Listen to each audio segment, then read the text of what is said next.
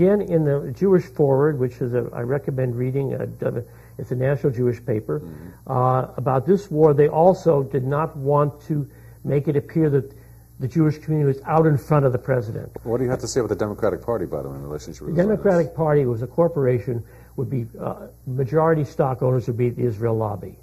For example, there's a man named Haim Saban, and I doubt if any of your viewers have heard of this man. No. I constantly ask people, have you heard of Haim Saban? And no one's heard of Haim Saban.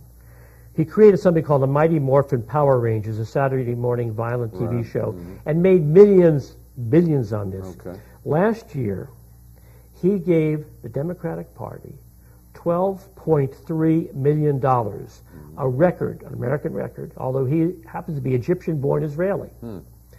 Thanks to his largesse, 2 years ago, Gray Davis made him a regent, the Board of Regents at the University of California.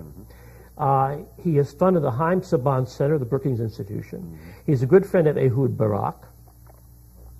In December, he funded a conference at his center to coach Jewish students on colleges how to fight the Palestinian students who want to divest from Israel.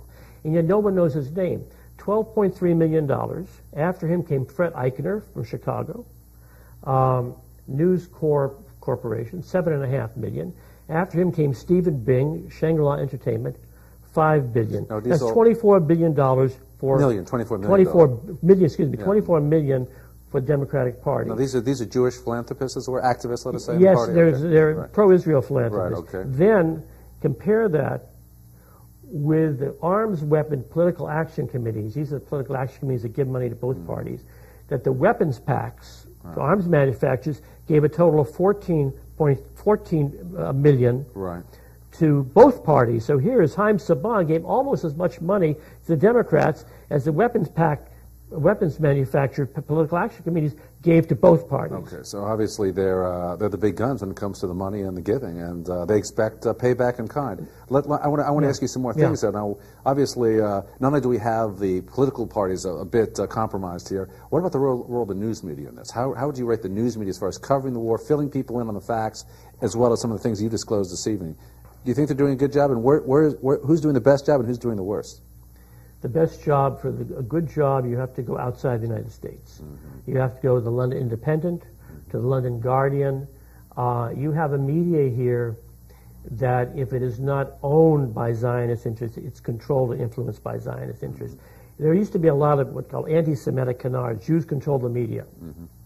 Well, the fact is, if you go through the list of who are the news directors on the major TV channels, who are the program hosts, who are the leading columnists, invariably they're Jewish. Now, it doesn't necessarily mean you're a Zionist, but I'll tell you a story from the First Intifada.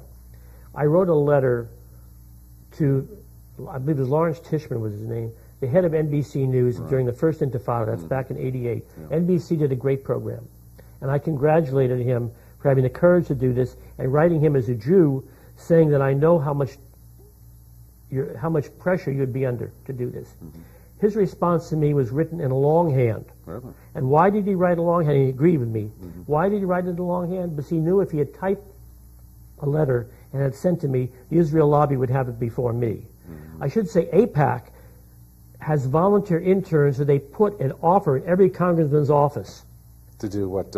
Information gathering, as it were? Covert spying? They're doing covert spying, but in Saxony... Well, the Mossad is legendary as far as intelligence gathering, so these are just young... domestic. Okay, right. Yes. But anyway, it's young Mossad prospects. I want to talk to you about the roadmap, because again, we're running out of time here, but the latest initiative, all the preceding ones have failed, but we have a new initiative by George W. Bush. Is this one doomed? This was doomed before it started. Why? Because the Israel lobby wanted it to be doomed, and unfortunately, Israel did not want it. The Israel lobby, using its influence, they did not want to appear to be against peace, but actually even Leonard Fine, writing in the Jewish Forward, said that they were talking out of both sides of the mouth, pretending to be for it, but in fact undercutting it. They passed a resolution supporting it, but in fact they weren't supporting it. Well, they had a bunch of conditions. Yes. I mean, but what's the end game here? Israel doesn't want to have perpetual war, I presume. Why are they stalling it out? The Jewish people of Israel, certainly the Arabs do not want perpetual war. The people who are support of perpetual conflict there, who get power from it, besides it, the Sharon kind of people, is the organized Jewish community, the lobby here, because that is where their power comes from. If there was a peace between the Palestinians and the Israelis. Right. If Israel was no longer threatened, Jews could no longer be targeted by Jewish organizations and feel threatened. The money would dry up and the power would dry up. The Democratic Party might go bankrupt. So you're telling me that, incredibly, this condition of crisis is useful and almost essential to the way the organizations run? I mean, this is the sad truth. Most Jews are not aware of it because they're not a part of these Jewish organizations. But an Israeli general told a friend of mine some years ago, she happened to be a Zionist, an Israeli general said, American Jews are so bloodthirsty, they're ready to fight to the last Israeli. Day that goes by where there's not an article or mention of the Holocaust in the New York Times. The Chronicle, they're constantly pushing the Holocaust. Do you think it might backfire? That's what I'm thinking. I think it could backfire. I think if people could just get inured to it, especially when they see Israel carrying out tactics against the Palestinians. Well, it suggests to a lot of us that what this is just another part of the whole manipulation, basically. It is part of the whole manipulation. What it does is it makes Jews insecure and it makes Gentiles guilty, and thus it has a chilling effect on the intellectual climate.